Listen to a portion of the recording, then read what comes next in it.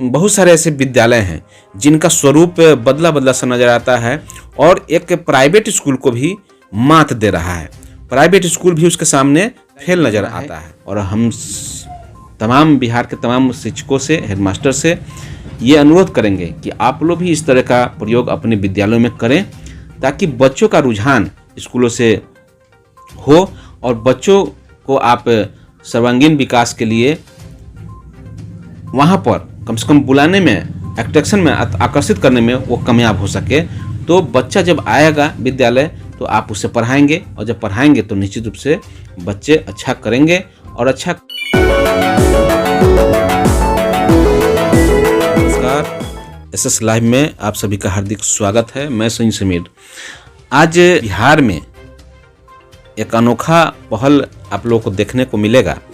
आज बिहार में शिक्षा का जो दौर चल रहा है, सरकारी विद्यालयों में जो शिक्षा का दौर चल रहा है, वह उत्कृष्ट प्रदर्शन लगातार कर रहा है।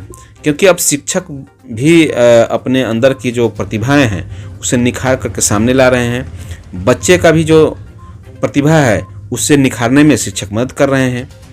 और बिहार के जो सरकारी विद्यालय हैं उसके स्वरूप भी बदल रहे हैं। और इसी क्रम में आप लोगों ने देखा होगा कि बिहार के बहुत सारे ऐसे विद्यालय हैं जिनका स्वरूप बदला बदला सा नजर आता है और एक प्राइवेट स्कूल को भी मात दे रहा है। प्राइवेट स्कूल भी उसके सामने फेल नजर आता है। तो इसी क्रम में आपने देखा होगा कि जो समस्तीपुर के एक नंदिनी विद्यालय है, मध्य विद्यालय नंदिनी, जो कि आदर्श मध्य विद्यालय नंदिनी बना।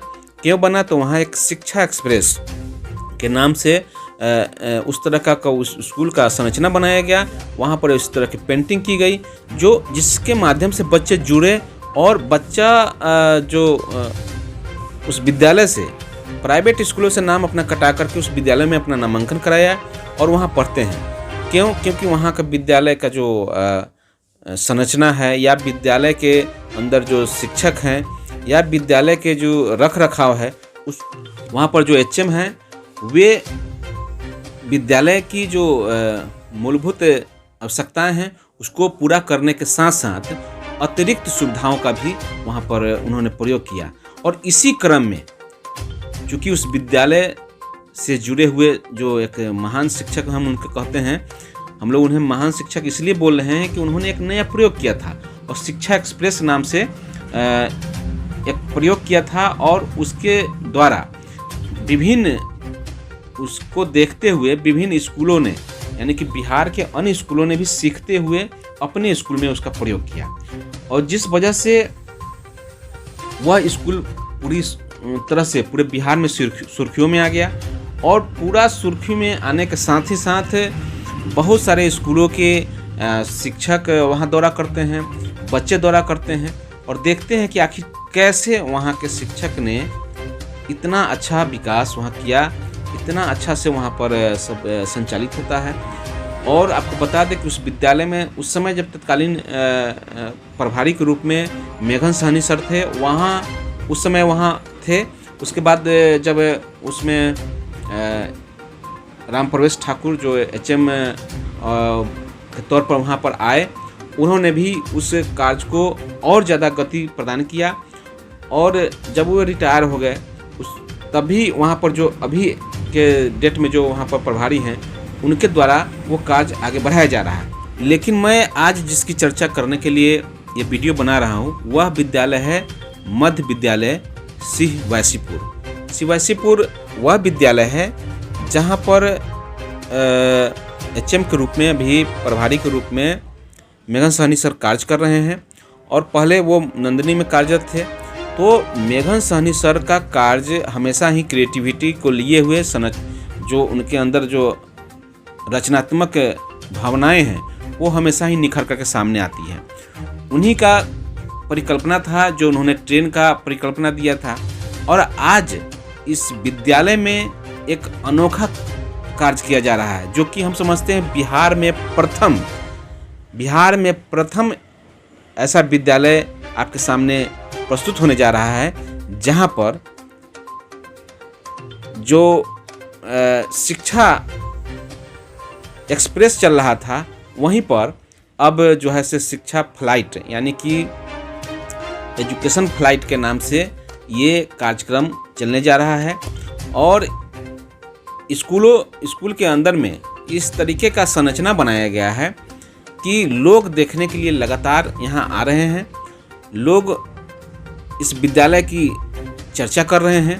पूरे बिहार में इसकी चर्चा हो रही है कि आखिर विद्यालय में के छत पर आखिर कहाँ से विमान उतर आया है।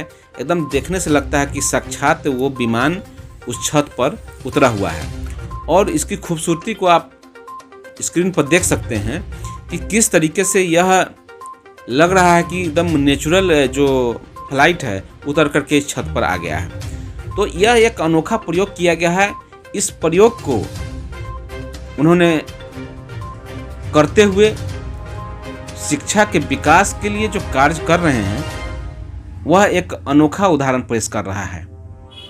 यह उन्होंने सरकारी योजना के बल पर नहीं किया है, बल्कि उन्होंने अपना पैसा लगा करके इस कार्य को उन्होंने किया है। और निश्चित तौर पर ये एक शिक्षा में उत्कृष्टता को मजबूती करेगा और सरकारी शिक्षा की जो व्यवस्था है उसको दुरुस्त करेगा। तो कहीं ना कहीं ये इस तरीके का प्रयोग अगर बिहार के तमाम स्कूलों में किया जाता है तो निश्चित तौर पर बिहार की जो सरकारी शिक्षा व्यवस्था है वो दुरुस्त होगी और बेहतर होगा। तो कुल मिलाकर के हम कहें तो यह एक जो प्रयोग है यह निश्चित तौर पर बहुत ही शानदार और सुंदर प्रयोग है और इस प्रयोग को अन्य विद्यालयों में लागू किया जाना चाहिए। और शिक्षक अगर ईमानदारी से कार्य करें, हेडमास्टर अगर ईमानदारी से कार्य करें तो ऐसा कार्य कर पाना कठिन नहीं है और इसे किया जा सकता है। लेकिन पता नहीं हम शिक्षक समाज के लोग कुछ लोग ऐसे हैं जो इन कार्यों से प्रेरित नहीं हो पाते हैं। लेकिन मेरा ये मानना है और हम तमाम बिहार के तमाम शिक्षकों से, हेडमास्टर से ये अनुरोध करेंगे कि आप लोग भी इस तरह का प्रयोग अपने विद्यालयों में करें ताकि बच्चों का रुझान स्कूलों से हो और बच्चों को आप सर्वांगीण विकास के लिए वहाँ पर कम से कम बुलाने में, अट्रैक्शन में, आकर्षित करने में वो कामयाब हो सके। तो बच्चा जब आएगा विद्यालय तो आप उसे पढ़ाएंगे और जब पढ़ाएंगे तो निश्चित रूप से बच्चे अच्छा करेंगे और अच्छा करने के साथ साथ ही सरकारी विद्यालयों का नाम होगा। तो इस कार्य को निश्चित तौर पर पूरे बिहार में होना चाहिए और ये उदाहरण मेघन सहनी सर ने प्रस्तुत किया है। इस उदाहरण के माध्यम से उन्होंने बता दिया है कि बिहार में जो शिक्षा व्यवस्था है उसे, ये जो सरकारी शिक्षा व्यवस्था है उसे दुरुस्त किया जा सकता है। इन्हीं चंद शब्दों के साथ मैं अपनी बातों को यहीं समाप्त करता हूँ। धन्यवाद। जय हिंद, जय भारत।